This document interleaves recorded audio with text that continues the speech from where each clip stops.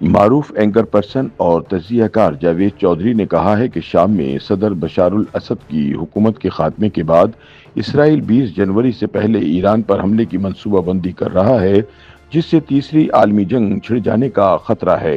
اپنے تازہ سیاسی تجزیے میں جاوید چودھری کہتے ہیں کہ شام میں بغاوت کے بعد اسرائیل اب اپنی مخالف تنظیموں حزب اللہ اور حماس کو پیس کر رکھ دے گا، جس کے بعد غزہ اور لبنان دونوں ملبے کا ڈھیر بن جائیں گے۔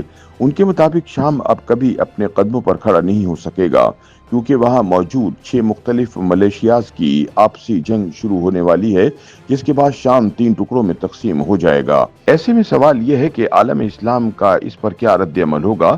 بقول جاوید چودھری، اس سوال کا سیدھا سادہ جواب ہے کہ ہمارا عالم اسلام اس پر بھی خاموش رہے گا، جس کی 2 وجوہات ہیں۔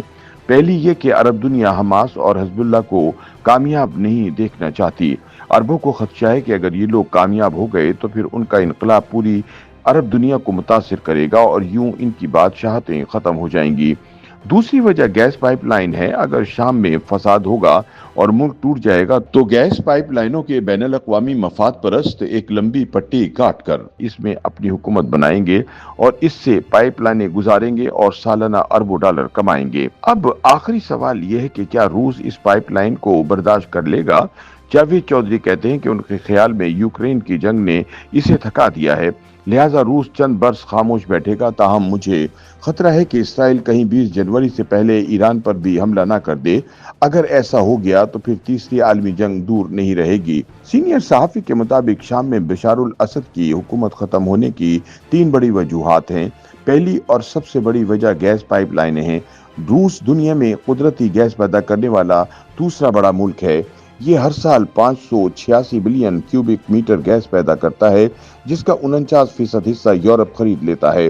روسی گیس پائپ لائنوں کے ذریعے ترکی جاتی ہیں اور پھر وہاں سے یورپ۔ لیکن آج سے 30 سال قبل قطر میں گیس کا بڑا ذخیرہ دریافت ہو گیا، جس کے بعد قطر دنیا میں گیس پیدا کرنے والا چھٹا بڑا ملک بن گیا۔ یہ سالانہ 181 بلین کیوبک میٹر گیس پیدا کرتا ہے۔ قطر 27 لاکھ آبادی کا چھوٹا سا ملک ہے۔ گیس اس کی ضرورت سے 1000 گنا زیادہ ہے، لہٰذا اس کے پاس فروخت کے علاوہ کوئی آپشن نہیں اور اس کا قریبی ترین خریدار یورپ ہے۔ دوسری طرف یورپ روس کی بلیک میلنگ سے تنگ تھا، اس لیے سعودی عرب اور امریکہ کی مدد سے قطر سے گیس پائپ لائنیں یورپ لانے کا فیصلہ کر لیا۔ اس سے یہ روس کی مسلسل بلیک میلنگ سے بھی آزاد ہو جاتا اور گیس کی قیمت بھی کم ہو جاتی۔ پائپ لائنیں قطر سے سعودی عرب، اردن اور شام سے ترکی پہنچنی تھی اور وہاں سے اس نے یورپ کی لائن کے ساتھ مل جانا تھا۔ امریکی کمپنیوں کے ساتھ سودا ہوا اور انہوں نے اردن تک پائپ لائنیں بچھا دی۔ یہ منصوبہ روس کے لیے ناقابل قبول تھا۔ جاوید چودھری بتاتے ہیں کہ چنانچہ روس نے بشار الاسد کو اشارہ کیا، جس نے پائپ لائنیں شام سے گزارنے سے انکار کر دیا۔ قطر، سعودی عرب اور امریکہ بشار الاسد سے ناراض ہو گئے اور ان تینوں نے مل کر 2011 میں داعش اور القاعدہ کو شام میں گھسا دیا۔ آپ یہاں یہ ذہن میں رکھیں، سعودی عرب، قطر اور امریکہ اور داعش اور القاعدہ ایک دوسرے کے جانی دشمن ہیں، لیکن جب ذاتی مفاد کا معاملہ آیا تو یہ سب ایک دوسرے کے دوست بن گئے۔ سعودی عرب اور قطر نے مالی مدد دی اور امریکہ نے اسلحہ اور ان دونوں تنظیموں نے 2011 میں شام کی اینٹ سے اینٹ بجا دی۔ تاہم روس اور ایران صدر بشار الاسد کی مدد کرتے رہے، جس کی 2 وجوہات تھیں۔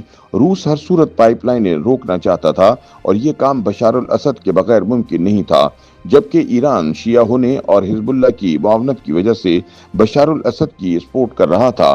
بہرحال شام کی خانہ جنگی 10 لاکھ لوگوں کی جان لے گئی، جبکہ 70 لاکھ لوگ بے گھر ہو گئے۔ قصہ مختصر، 10 سال کی لڑائی کے بعد پائپ لائنوں کا منصوبہ کھٹائی میں پڑ گیا اور شام میں امن ہو گیا، لیکن پھر نومبر 2024 میں اچانک اس میں ایک نیا موڑ آیا اور بشار الاسد کی حکومت ختم ہو گئی۔ شام میں تبدیلی کی دوسری بڑی وجہ نان اسٹیٹ ایکٹرز یعنی دہشت گرد تنظیمیں ہیں۔ شام میں 2011 سے 6 بڑے اور خوفناک ملیشیا کام کر رہے ہیں۔ پہلا ملیشیا القاعدہ ہے۔ یہ شروع میں القاعدہ تھی، پھر یہ النصر فرنٹ بن گئی اور اب یہ حیات التحریر الشام کے نام سے کام کر رہی ہے۔ اسے در پردہ سعودی عرب، ترکی اور اسرائیل کی مدد حاصل ہے۔ دمشق اور حلب سمیت شام کے بڑے شہر اور علاقے اس وقت اسی کے قبضے میں ہیں۔ دوسری ملیشیا کا نام فری سیرین آرمی ہے۔ یہ تنظیم شامی فوج کے باغی جوانوں اور افسروں نے بنائی تھی اور اسے ترکی کی حمایت حاصل ہے۔ ترکی اسے اسلحہ بھی دے رہا ہے اور سرمایہ بھی۔ ترکی کے زیادہ تر بارڈر ایریاز اور شہر اس کے کنٹرول میں ہیں۔ تیسری ملیشیا داعش ہے۔ اسے عراق، سعودی عرب اور کسی حد تک امریکہ کی حمایت حاصل ہے اور یہ شام کی عراقی سرحدوں پر قابض ہے۔ چوتھا ملیشیا احرار الشام ہے۔ اسے قطر کی سپورٹ حاصل ہے اور اس کا مقصد پائپ لائنوں کا علاقہ کلیئر کرنا ہے۔ پانچویں ملیشیا جیش الشام ہے۔ اسے سعودی عرب کی مکمل حمایت حاصل ہے اور یہ دمشق کے مضافات میں کام کر رہی ہے۔ روس نے اس کے خلاف خوفناک آپریشن کیے تھے جس کے بعد اس کی لیڈرشپ ترکی میں پناہ گزین ہو گئی تھی۔ جبکہ چھٹی ملیشیا سیرین ڈیموکریٹک فورس ہے۔ یہ کردوں کی تنظیم ہے اور امریکہ اس کا سب سے بڑا معاون ہے۔ یہ شام میں دریائے فرات کے کنارے آباد تمام شہروں پر قابض ہے۔ اسے امریکہ فضائی تحفظ بھی دیتا ہے اور اس نے اس کے علاقوں میں اڈے بھی بنا رکھے ہیں۔ جاوید چودھری کے بقول شامی حکومت اور فوج 13 سال سے ان 6 ملیشیاؤں سے لڑ رہی ہے۔ اس میں کوئی شک نہیں، روس اور ایران شامی فوج کی مدد کر رہے تھے، لیکن اس کے باوجود گراؤنڈ پر صرف شامی جوانوں کو لڑنا پڑ رہا تھا جو 13 سال لڑ کر تھک چکے تھے۔ اب مزید لڑنے کی سکت نہیں بچی تھی۔ آپ یہاں یہ بھی یاد رکھیں، ہماری پاکستانی فوج کے ساتھ بھی یہی ہو رہا ہے۔ ہماری فوج بھی 2007 سے مسلسل ملک کے اندر اور باہر لڑ رہی ہے اور ہمارے دشمن اس جنگ کے ذریعے اسے بھی شامی فوج کی طرح تھکا دینا چاہتے ہیں۔ لہٰذا ہم نے اب یہ فیصلہ کرنا ہے کہ ہم نے شام بننا ہے یا پھر متحد اور آزاد رہنا ہے۔ شام کی تباہی کی تیسری بڑی وجہ اسرائیل تھا۔ اسرائیل کو حماس اور حزب اللہ نے بے دست و پا کر رکھا تھا۔ حزب اللہ شیعہ مسلمانوں کی تنظیم ہے، لیکن وقت گزرنے کے ساتھ ساتھ اتنے سنی عیسائی بھی شامل ہو گئے ہیں، لہٰذا یہ کثیر المذہبی جماعت بن چکی ہے۔ اس کے پاس لبنان کی زمین، ایران کی نظریاتی اور جسمانی سپورٹ اور روس کی ٹیکنالوجی اور اسلحہ ہے اور اسے یہ ساری سہولتیں شام کے ذریعے ملتی ہیں۔ ایران اور روس اپنا اسلحہ، ٹیکنالوجی اور مجاہدین جہازوں کے ذریعے شام بھجواتے ہیں اور یہ زمینی راستے سے لبنان میں حزب اللہ کے ٹھکانوں پر پہنچ جاتے ہیں۔ بعد ازاں اسرائیل کے خلاف استعمال ہوتا ہے، جبکہ حزب اللہ کے برعکس حماس کو مصر کی اخوان المسلمین کی حمایت حاصل ہے اور یہ سنی مسلمانوں کی جماعت ہے۔ اسرائیل کو ایک طرف سے حماس اور دوسری طرف سے حزب اللہ نے جکڑ رکھا تھا۔ مصری حکومت سردست اخوان المسلمین اور حماس کے خلاف ہے۔ مصری صدر عبداللہ الفتاح السیسی نے اخوان کے صدر محمد مرسی کو پھانسی کی سزا دے دی تھی۔ اسرائیل اس حقیقت سے واقف ہے، لہٰذا اس نے حماس کا زور توڑنے کے لیے اکتوبر 2023 میں غزہ کی اینٹ سے اینٹ بجا دی اور یہ سلسلہ اب تک جاری ہے۔ دوسری طرف اس نے 28 ستمبر 2024 کو بیروت میں حزب اللہ کے ہیڈ کوارٹر پر حملہ کر کے اس کے سربراہ حسن نصر اللہ کو شہید کر دیا۔ اسرائیل نے اس دوران ایران پر بھی براہ راست حملے کر دیے۔ پیجرز اور واکی ٹاکیز کے ذریعے بھی حزب اللہ کے 33 کارکن شہید اور 4000 زخمی کر دیے گئے، لیکن اس کے باوجود حماس اور حزب اللہ ابھی تک اسرائیل کے لیے خطرہ ہیں۔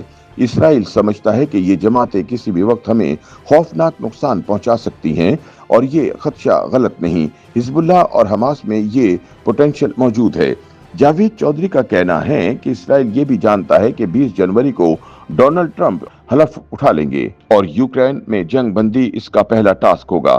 جو بائیڈن کے مقابلے میں ڈونلڈ ٹرمپ روسی صدر پیوٹن کے زیادہ قریب ہیں، یہ انہیں یوکرین جنگ کے خاتمے پر راضی کر لیں گے اور اس کے بعد روس کے پاس شام کے لیے وقت بھی ہوگا اور وسائل بھی، اور اس سے ایران، شام اور حزب اللہ تینوں مضبوط ہو جائیں گے۔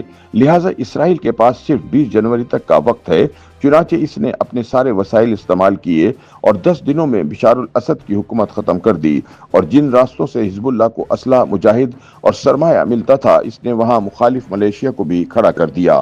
اسرائیل نے ایک رات میں گولان کی پہاڑیوں کے شامی حصے پر بھی قبضہ کر لیا، جس کے بعد اسرائیلی فوج، توپیں اور ٹینک دمشق سے صرف 40 کلومیٹر کے فاصلے پر رہ گئے ہیں، جس کے بعد اسرائیل جب بھی دمشق پر گولہ باری شروع کرے گا، پورا شہر 8 گھنٹوں میں قبرستان بن جائے گا۔